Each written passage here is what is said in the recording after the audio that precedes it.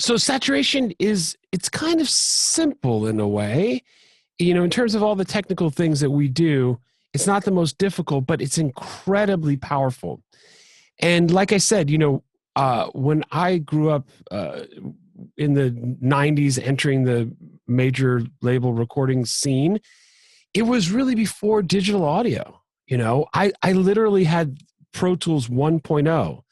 And it sucked. I mean, it crashed all the time.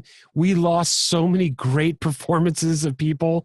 I mean, it was a scary, if we talk about the cutting edge and the bleeding edge, and getting into any technology too early sometimes is a terrible thing. That's why when Apple updates something or this and that, I'm the last person to update anything. Just because I got burned always trying to have the latest this and the latest that, and compatibility and things don't work. So really everyone here is now in this beautiful golden age of music technology where things are so good and they work so well. And it wasn't like that back in the day. It was very tempting, but things didn't work that well. But when I was sitting in these big analog recording studios that cost millions of dollars, I told you the producers and the engineers were cursing their equipment. They're like, oh, look, I just want that pure digital sound. As soon as that comes, it's going to save the world. And as soon as it came, they hated it because they missed all the coloration and the musicality from the analog stuff. So when we get into our saturation, as we're starting, learning our channel strip processing rhythm here and the flow, we're really taking these beautiful old textures of the analog world that people used to curse, and we're bringing them into our digital world. And it really makes all the difference. It makes all the difference. If you try to do an all in the box mix with, non-analog modeled plugins, and I'm sure we all did a bit of that, it sounds very thin. And it sounds very plastic, and it doesn't sound round and soulful and rich. It sounds very anemic and weak and uninteresting. So we love these saturating plugins. So I want to show you a way that when you get any new saturation plugin at all, that you can sort of look at it and test it yourself. It's very, very easy. So there will be no sound on this because it's purely visual, but this is really cool. What I want you to do is take a blank track with nothing on it and find your test tone generator. And go to this channel here and pull the fader all the way down to -infinity, because I don't want anyone to listen to test tones. There's nothing very fun about that. And you're not going to hear the harmonics in that kind of way. So take an oscillator. Logic has one, Cubase has one, everybody has one, and put it on sine wave. And then for easy math, take this sine wave and make the frequency 100. I think it defaults to 440, but 100 really creates easy math to see the harmonics. And then take whatever plugin you want to take a visual check on and put it right after your test tone generator. And then follow it up with a fab filter, if you have it, or some kind of visual EQ where you can see what's happening. And so what we see here is this big bump at 100, right? And this is our sine wave, and there's some little harmonics too that are being generated, but they're very, very quiet. And we have this big bump at 100. And if you notice, it's a little asymmetrical, and that just has to do with the fact that these EQ displays are not linear, they're logarithmic. Okay, so this is a pure sine wave at 100, and what we're going to do is we're going to take a look at Decapitator. So when we turn it on, here's Decapitator, and we have the different flavors here: A, Ampex tape, EMI, mic pre, a Neve mic pre, triode tube, and a pentode tube. And we're going to give it some drive here. We'll turn the drive down, and let's get it out of our way so we can see what we're doing. And so here, if we see here, when we bypass this, we see our pure sine wave. And when we enable Decapitator, which is one of our main saturators, we see this very weird, kooky, nonlinear harmonic profile, right? And so we also see that we have even and odd ordered harmonics. This is the fundamental, which is the loudest, lowest frequency. And that's what's going to induce the harmonics when we saturate. So the first thing that we see here, 200, 400, 800, 1.6, and on and on. So those are the even ordered harmonics. What are the odd ordered harmonics? Yeah, you got it. The 300, the 500, the 7, the 9.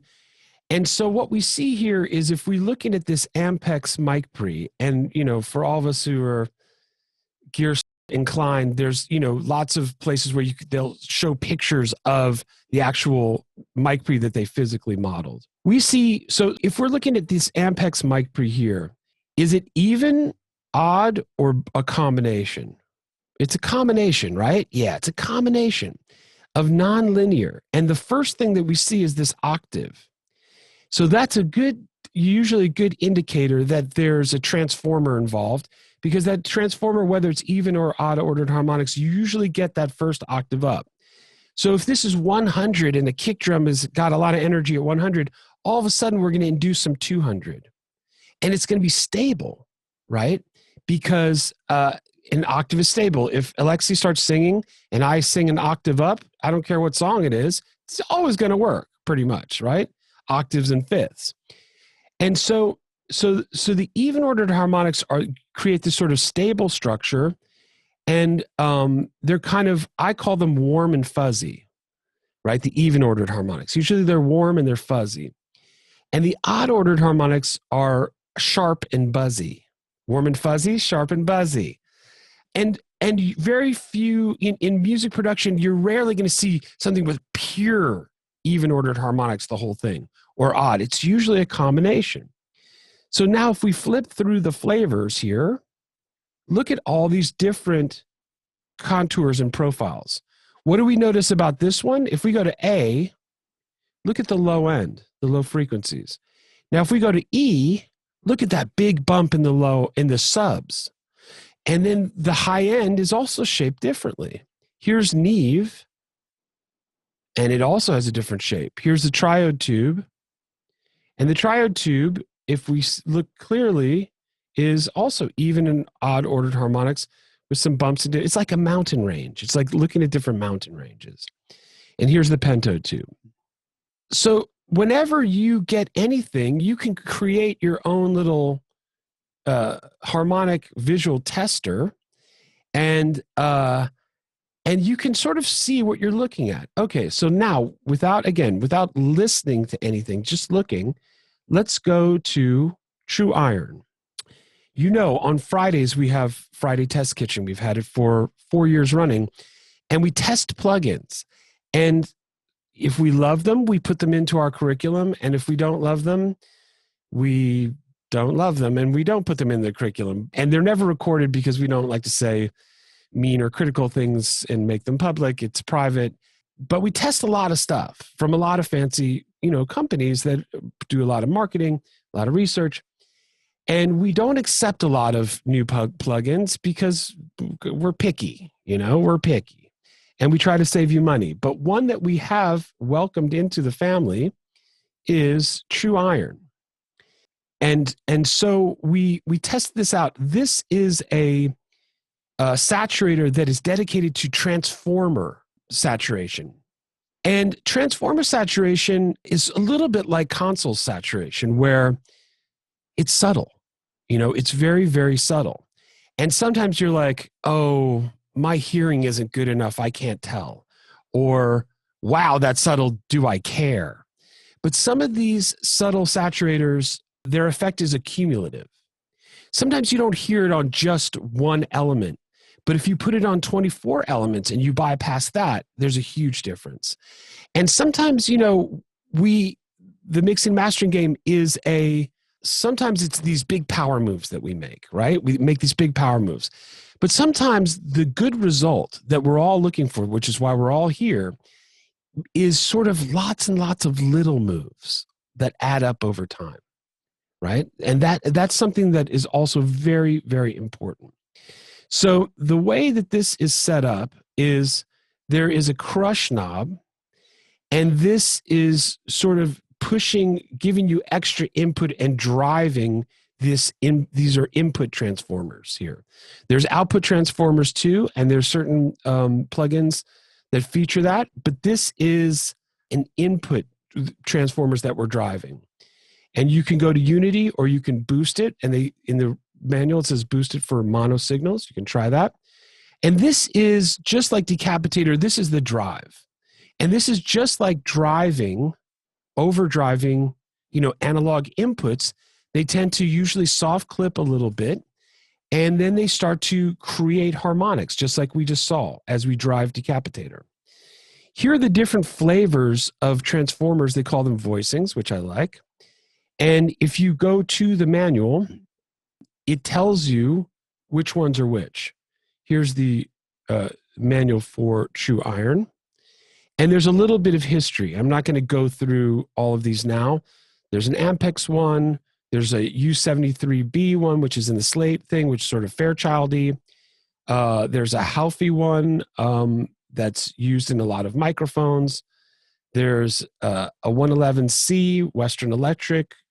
And you see 1166 and an 012, which is in the blue 1176. So, go ahead and read that because it's a good part of your education. It's sort of cocktail party discussion for producers and engineers to know a little bit of the history of it.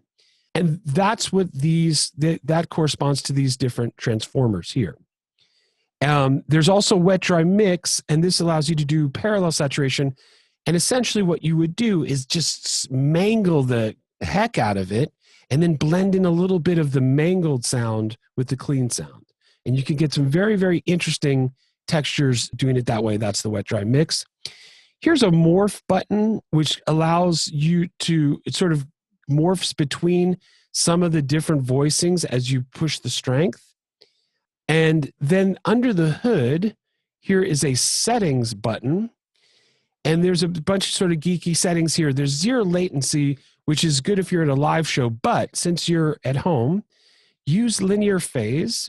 And once you click it, you have to close your session and open it back up again for that to take effect. And you'll get a much more high resolution.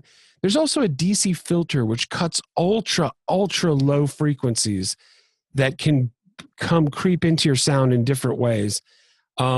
It defaults to off. I think you can basically keep it off. When we get to the mastering phase, sometimes we'll filter out DC offset and these ultra low frequencies that can eat up our headroom.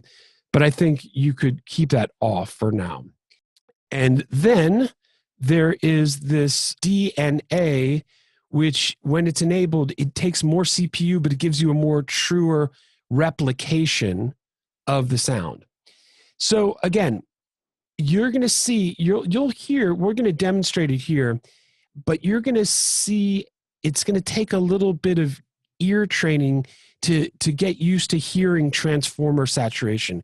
It's the most subtle. It's when people start to learn consoles and, people say, oh, I can tell that's a Neve console. That's a modern Neve. That's a vintage Neve. That's an SSL, that's a API. And you think like, really, can you really hear that? And you can, but it does take some ear training and take some time, but it's a valuable investment in your education to start to hear and learn these different saturation flavors. So before we jump into True Iron, let's go here to this little drum loop. And this was recorded in Amsterdam many years ago. And let's go to Decapitator, which is a little less subtle just by design. And we'll listen a little bit. Now, all these saturators are sort of set up in a similar manner. So the drive is just like the big knob on True Iron. The more you push it, the crunchier it gets. Here are the different flavors. And then there are also some tone controls in the center. One is a low cut. One is sort of a bipolar tone knob, which means that when it's at 12 o'clock, it's doing nothing. And you can it's sort of a tilt EQ where you make things either brighter and thinner or darker and bassier. And then here's a high cut as well, so you can make really crunchy sounds and then chop the tops off of them so they're not harsh to the ears. And that's really a big part of sound design. When you get into the dirty zone, is you got to chop the tops off things to make them sort of easy enough on the ears to fit in the mix. Here's your wet dry mix as well. And then there's a couple little extra knobs here. There's a thumb switch, which creates a resonant filter here. And then you can also go for steeper filters on the high cut. And I want to just show a couple little things here while I'm here. When you are bypassing a plugin, bypassing is a critical part of our generic engineering workflow, or sometimes you'll hear me call it engineering etiquette. And I really want to talk about that today. This could be the most important day of your mixing and mastering life, for real, because I want to get you on some good workflow habits to get to the right answer quickly. Part of why you're here is to get a workflow. If you don't have a workflow, everything is trial and error, right? If you don't know composition, you can sit there and write bass lines, trial and error, and it could take you 4 days, or a chord structure to an acapella. If you know some composition theory, you can go straight to the right answers. Well, the same thing is for mixing and mastering. If you don't have a workflow and you just hope you're going to have a good day engineering or a bad day or this or that, it's no way to live your mixing and mastering life. So what I want to do is show you a technique or a series of techniques to get to the right answer quickly, right? It's not the right answer according to me. You're not here in this course to learn my taste. You're here because you think you have awesome taste. You love your own taste. And you want to know how to get to your taste and your vision as efficiently as possible. And I love my own taste and I love your taste. But I got into this so that I could get the sound in my head to come out the speakers. And that's why you're here too. So this is not about getting to what I think a kick drum should sound like. It's how you get to what a kick drum should sound like quickly. Because if you take too long, you get tired and you waste time. So we'll talk about that. Okay. So now here, there's a bunch of different bypasses that sometimes show up on a plugin.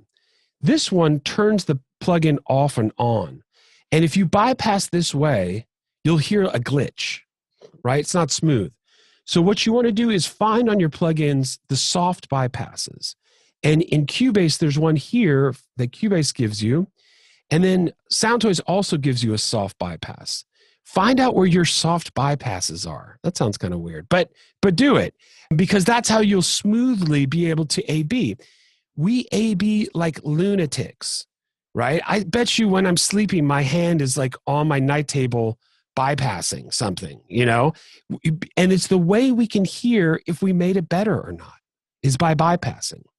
I have sessions where I coach producers and engineers during their live mixes. I have one today, and I'm always telling them, you got to bypass more. Bypassing shows you what the before and after is. It should become second nature. If you're not doing it, I want you to start to do it today. And you'll see as we get into some of the start to finish live mixing videos that come next, I'm a bypassing lunatic, right? And you have to be too. All right, bypassing. So find your soft bypasses. Don't do the glitchy turn the plugin on or off. I've seen people do that. Don't do that. Okay, so this is just a drum bus mix, and just listen to it. It's acoustic. Sounds like this.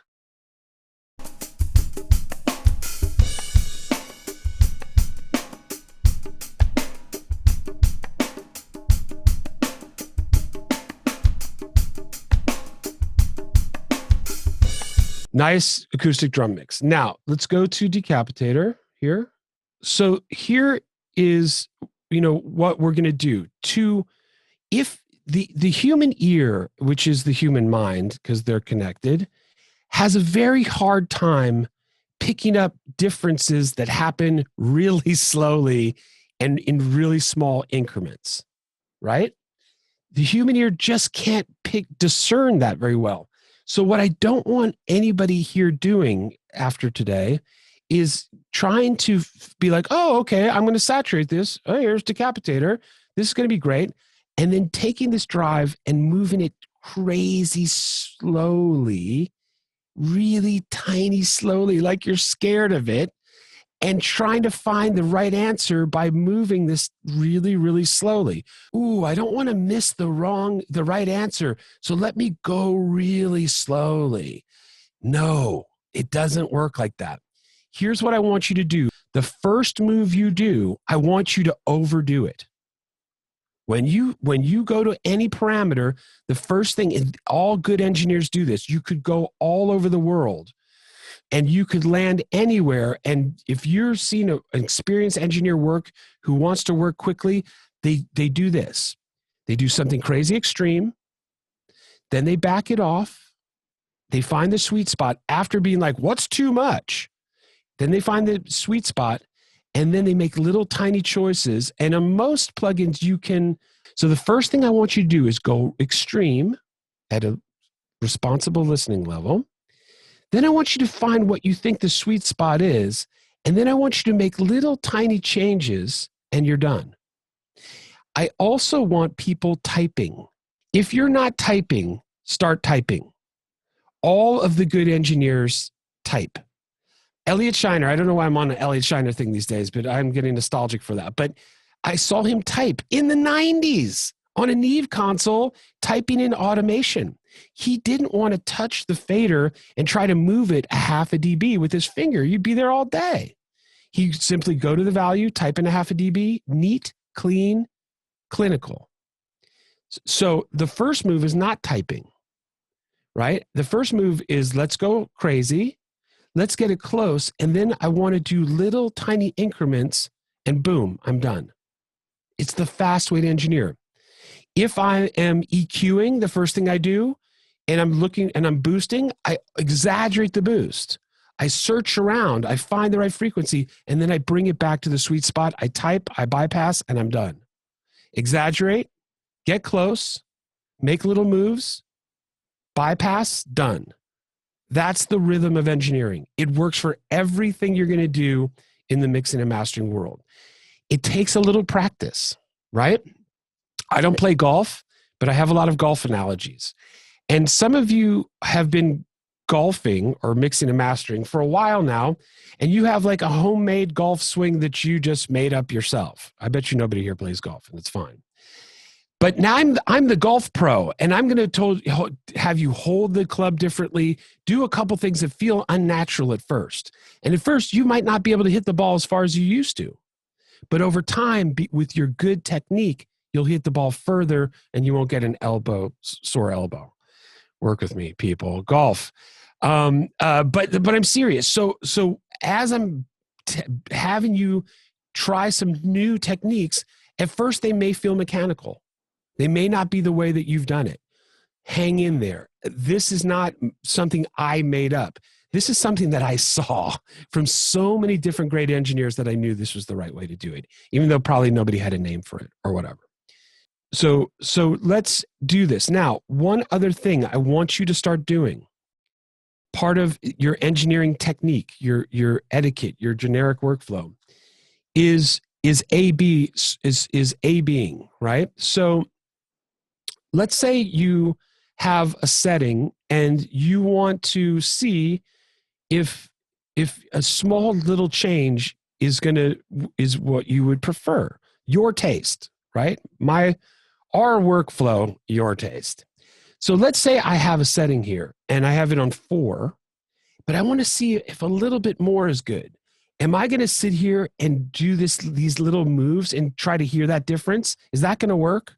No. So what do we have built in? We have copy A to B and AB. So let's say I have one setting. I'm like, I think it's good, but maybe I could use a little more drive. You go hover up here and it's in all DAWs, although it looks different sometimes. And I'm going to say copy A, and this is my A setting, to B. Then I can just do a tiny little touch, and then I can go boom, boom, boom, boom, A-B switch. And these abrupt changes, the human ear can pick up. But this little tiny little move, the human ear's not really going to pick up. Don't engineer like that anymore after today. That's why I say today might be one of the most important engineering days of your life, but you have to do this. You have to practice it. So you'll see in all the other start to finish videos, I'm all over this. Does Ableton have this built in? Does any Abletonians, Jared, anyone? Can you do this in Ableton? Logic, you can. Sometimes it's built into the plugins. Interesting. Well, put it in the forum. Put it in Mixmaster forum. Someone will answer that, I'm sure.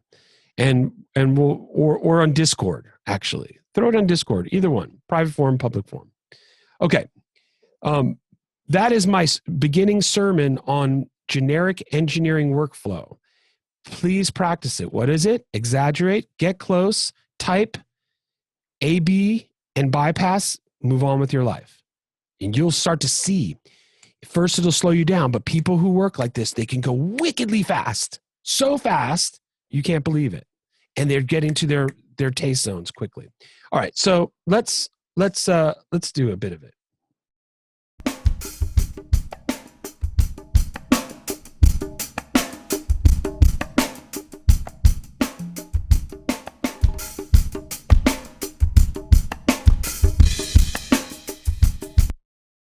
Okay. Did you notice that I couldn't get very far? And saturate is the first thing we're going to do to every sound, right? It's the beginning of the channel strip processing workflow sequence. So the first thing I'm going to do is saturate.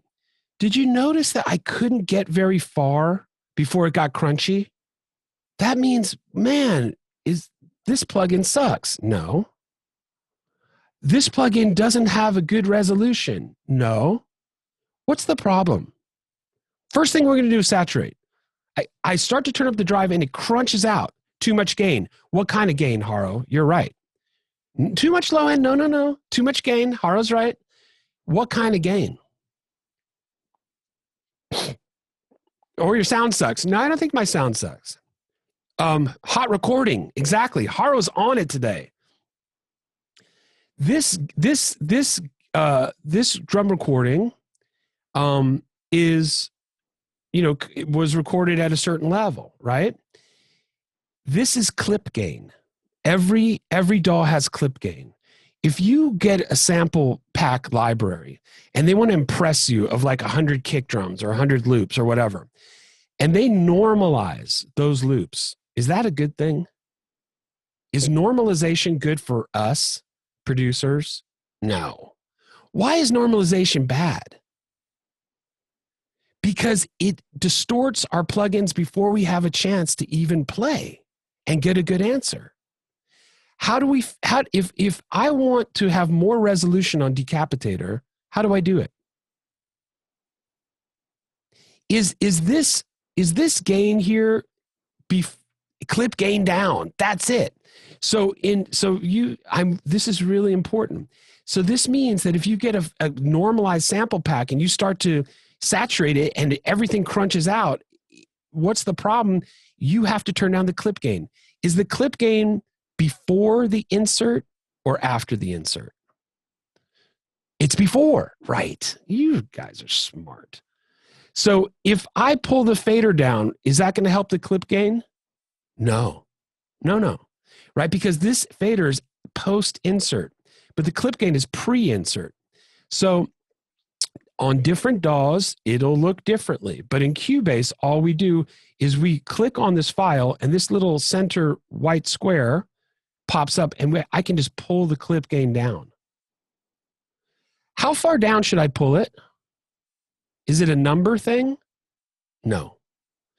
All I want out of this experience is I want to go back to my Decapitator and I want to have resolution so that it doesn't crunch out so early.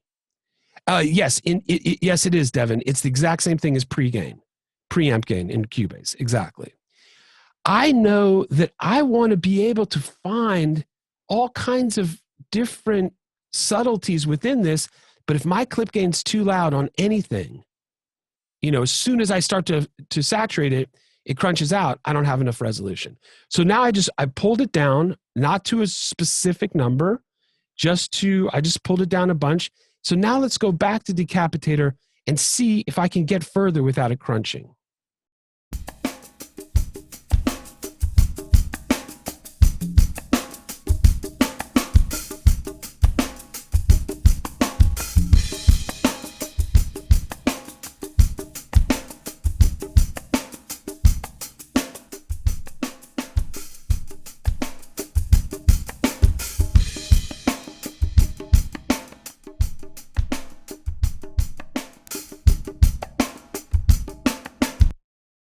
Now I can get lots of different textures before it crunches out, right?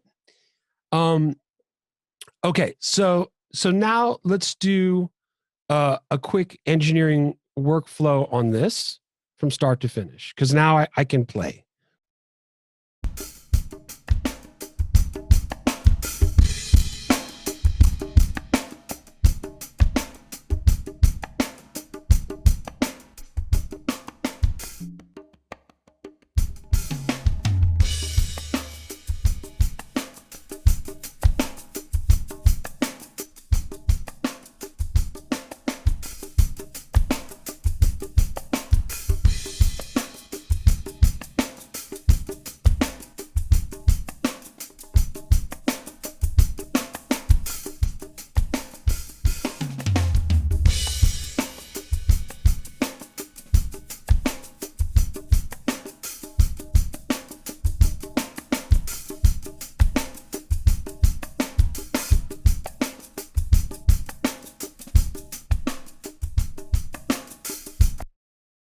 And I'm done, right? It's quick, it's easy, it's elegant. You're going to see this all the time.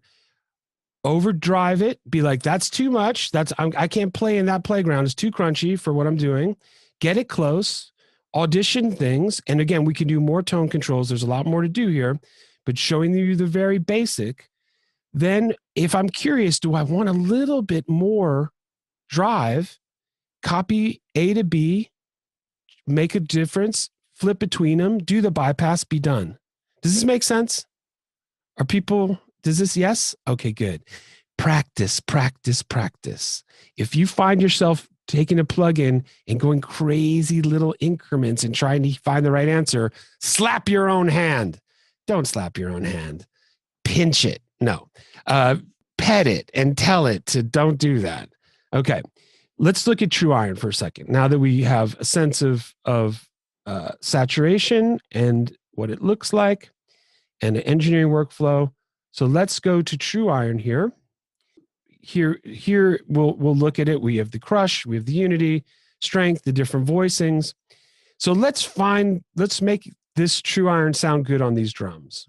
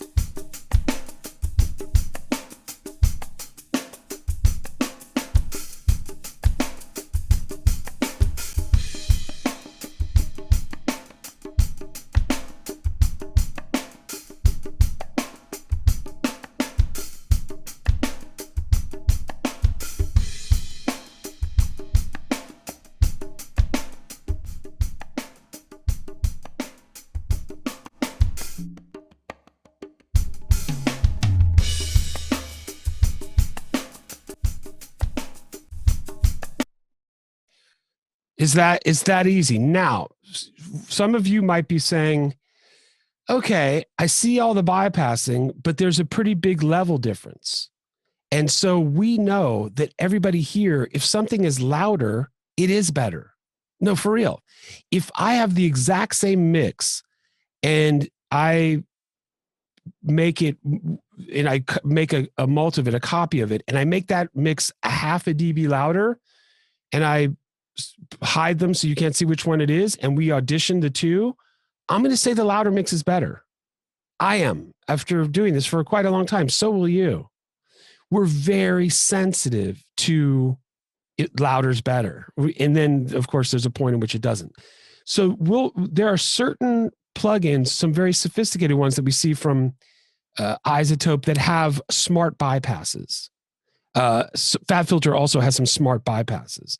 So they know how much gain difference is being created by whatever you're doing.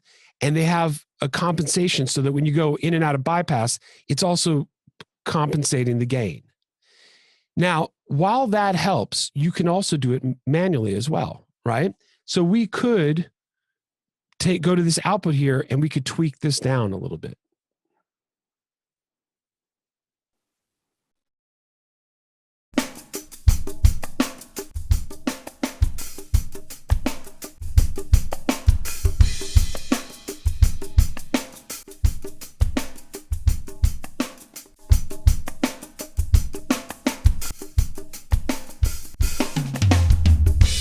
And so you can be your own smart bypass.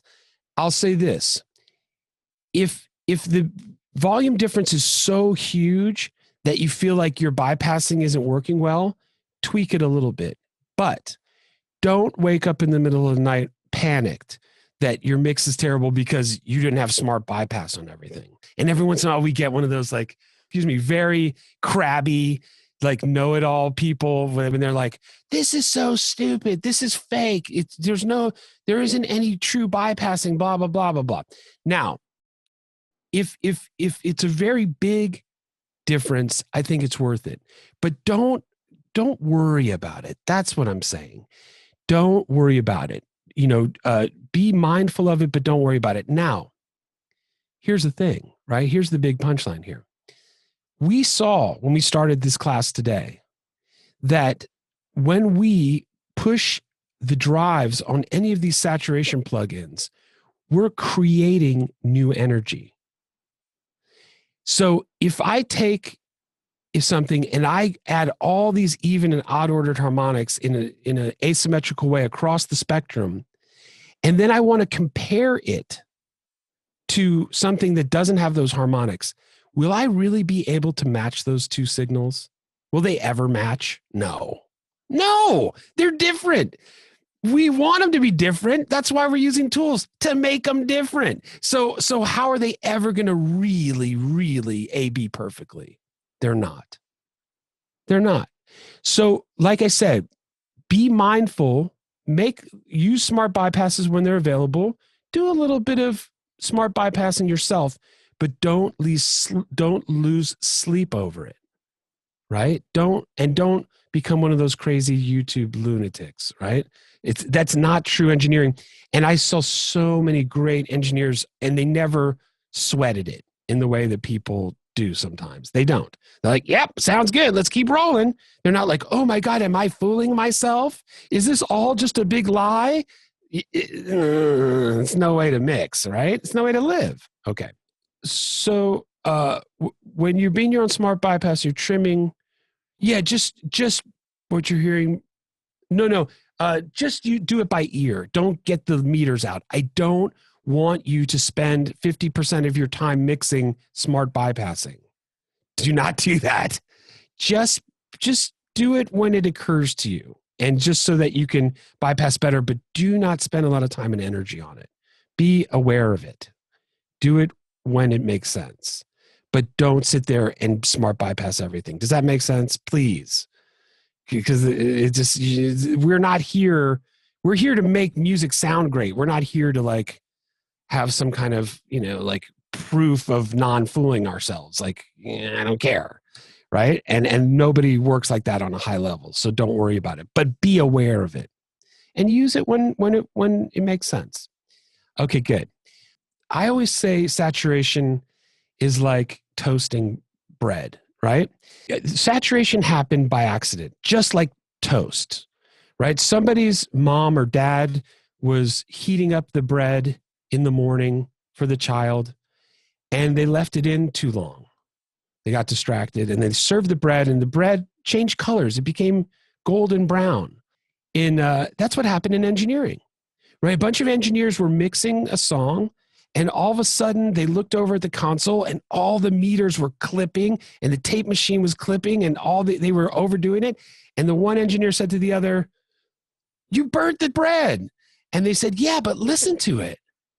It's crunchy and sweet," right? And from then on, toast was invented, and so was saturation. And this is what you're doing. Sometimes if there's not enough saturation in your mixes, it'll be like doughy white bread.